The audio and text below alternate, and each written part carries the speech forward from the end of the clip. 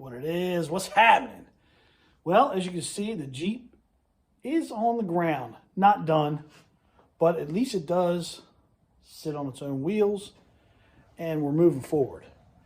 So I finally got the front rear end, front leaf springs in.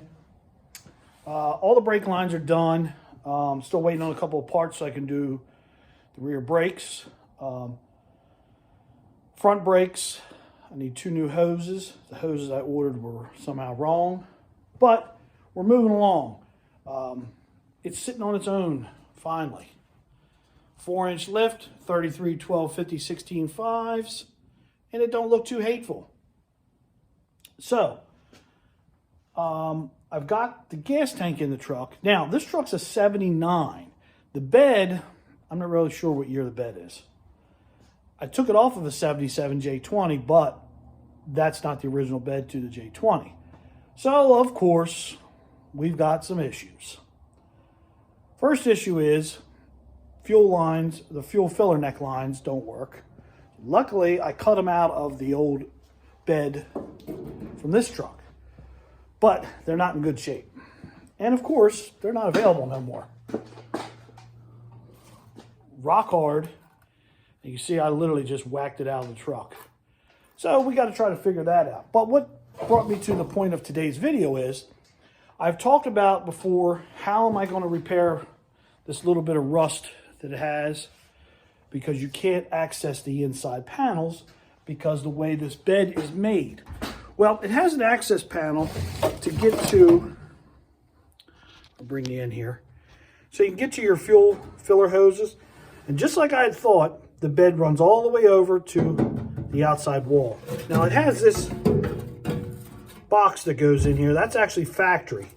You can remove that box and you can get in to work on your hoses. So what I think I'm going to do is, I think in here on this part of the wall, I'm going to cut an access hole and make it removable, just like this box, so that you can access the inside here. So I can make my patch, weld it, and paint it. Because as you can see, trash just lays right down in that seam. And that seam is where these beds rot out. The garbage just lays in there, and eventually it rots it from the inside out, which is like here. Again, you can't get to the inside of this.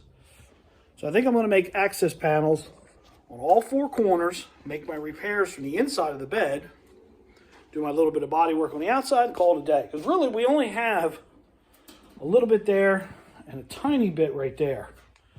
This bed is actually a really nice, solid bed, which, you know, for a 79 truck is, well, again, this bed came off of a 77, but I don't know how new the bed is to that truck. But the gas tank straps don't want to work on. I'm going to have to re-drill 2 holes to make the gas tank straps work, because I used the gas tank from the 79. The gas tank that came with that white bed was destroyed. It was rotten, and it was all beat up, so there's no way we were using that. The tank I took out of this truck is actually in good shape. As soon as I get it in the air, I'll show you where we're at.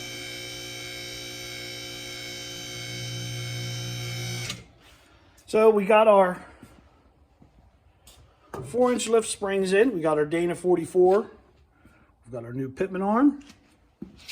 We've got all new fuel lines. Our brake line that runs along the frame here all the way around. It's done, in, bolted up, good to go. I made some fancy little drop brackets right here for our front hoses. This is our fuel return line. This truck uses a fuel return line system. Why Jeeps did that, I really don't know. It's carbureted. We've got our Dana 60 in, our shocks, and then I'll get under here. And as you can see, we got our gas tank. One strap fits perfect here. Our other strap needs to be right here, but our bolt is way over here, which is making the strap want to go here, which it won't work. So I'll probably have to drill a new hole so that I can bolt the strap in right here.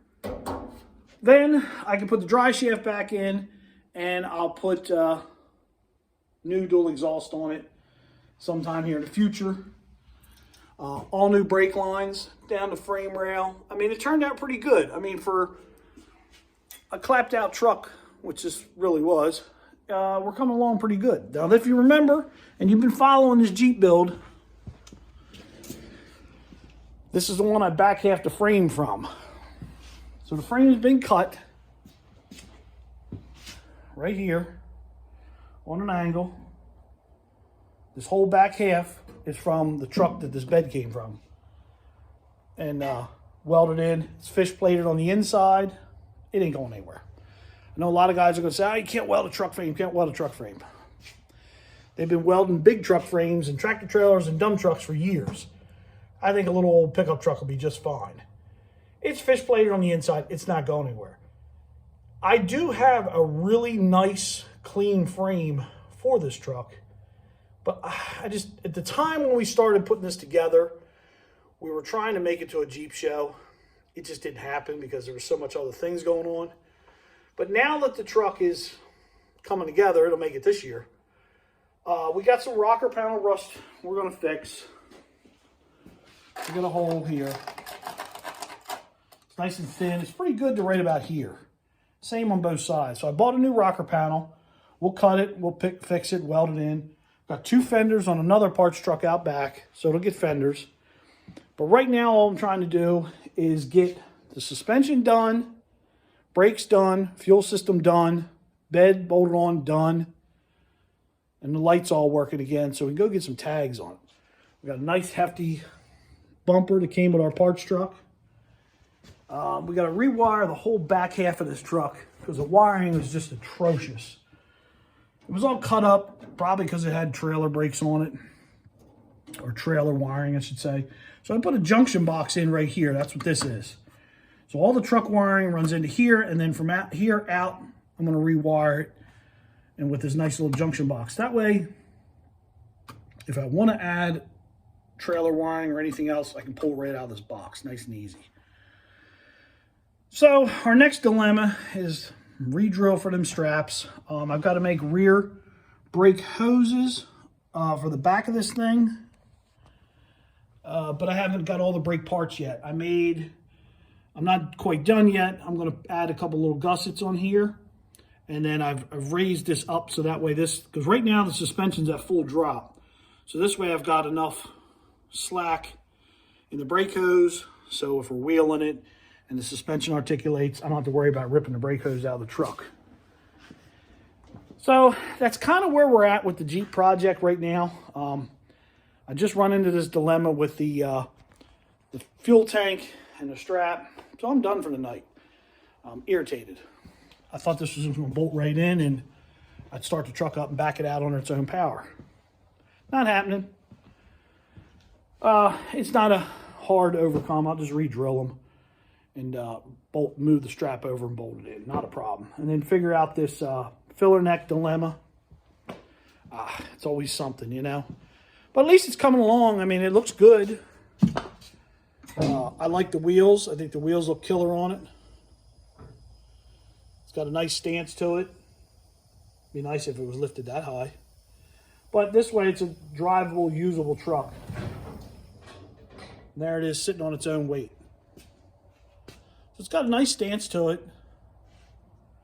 I drove it in here on an antifreeze jug. I just ran the return line and the fuel pump line into an antifreeze jug and drove it in here. That's why I was trying to get the fuel system done.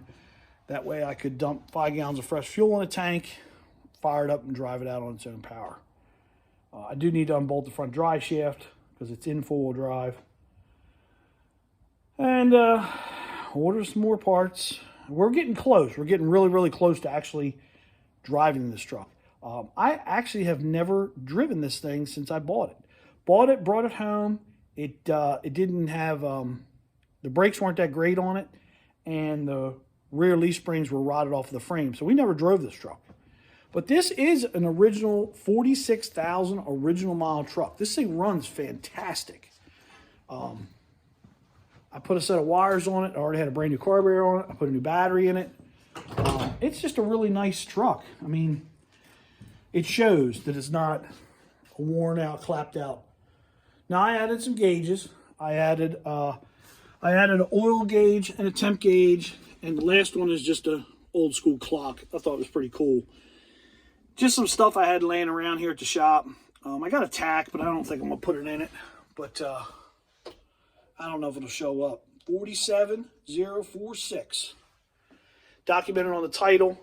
I mean, like I said, the truck really shows for itself.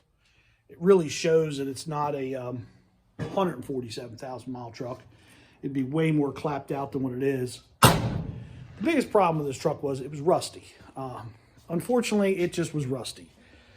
It came from up around Morgantown, PA. My guess is the truck just sat around 3/4 of its life. Shameful, but it happens.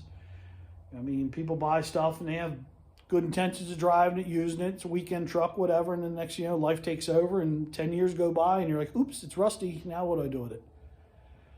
But it fires right up. It sounds really good. Trans goes right into gear. It's a 360 two-barrel with a turbo 400 trans. Pretty good pieces right there alone. Dana 44 front axle, Dana 60 rear axle. It's got a few stout pieces for factory-built truck. We're now got 410 gears. I don't know what the half-ton axles were that I took out, but now we got 411s. 411s. Big deal, 410s, 411s. I did check the tags on these to make sure they matched, which I was pretty sure they did, because the truck I pulled them out of, the guy was driving it around. The truck that I cut up had a 401 in it, and the guy I bought it from kept the 401 and the turbo 400, sold me the rest of the truck. So I used the rears, the back half of the frame, the bed, and the rear bumper. So I got my money out of that. I have another parts truck out back, which I'll get the 2 fenders off of, and I got the front leaf springs and the pitman arm off of that truck. So I've managed to salvage enough parts between the 2 trucks to build one pretty decent truck. And there's still some stuff left on the other Jeep pickup that we're going to use on our race Wagoneer, like the grill, windshield, and some other pieces. And I sold what was left of the truck that I cut up for the frame and the bed. I sold that half of it. I got $300 out of it, but I got a couple dollars back on it. So it's kind of a win-win. So that brings you up to speed at where we are right now with the J10/J20 Jeep project. Moving along pretty good. Tomorrow, I hope to get it outside in the daylight, get a few walk-arounds and see it outside a little bit better. But so far, I'm digging it. Now, I'm not sure what we're going to do as far as paint. My biggest concern is just getting this thing to the point where it's usable, can jump in it, turn the key, and drive it. Painting it, I don't know. I'm kind of leaning towards a flat color, a flat tan, army green, something like that. Something easy, because the truck's going to sit outside when it's done. I only have so much inside storage. Unfortunately, it's going to sit outside. That's why I want to make some removable panels so I can get inside here. Once my repair is done, I want to be able to treat the inside. Sure, I can cut that out and I could weld a new piece in, but they rust from the inside out. So I want to be able to treat that metal on the inside so that it doesn't get any worse than it already is. I'd like the truck to last me another 10, 15 years before it becomes a toilet again. I usually hold on to my old stuff. That's why I have 20 vehicles.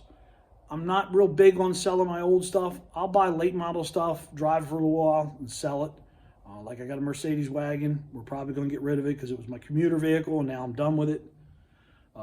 So me and a girlfriend talked about probably just selling it. I don't have a problem with selling my newer stuff. Older stuff that I put a lot of time in, that stuff usually hangs around 20 years or better.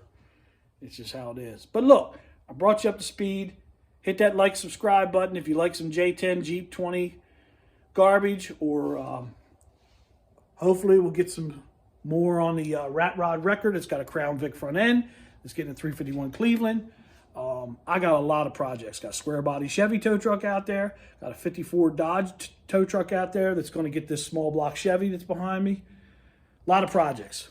Hang around, stick tight, holla at your boy.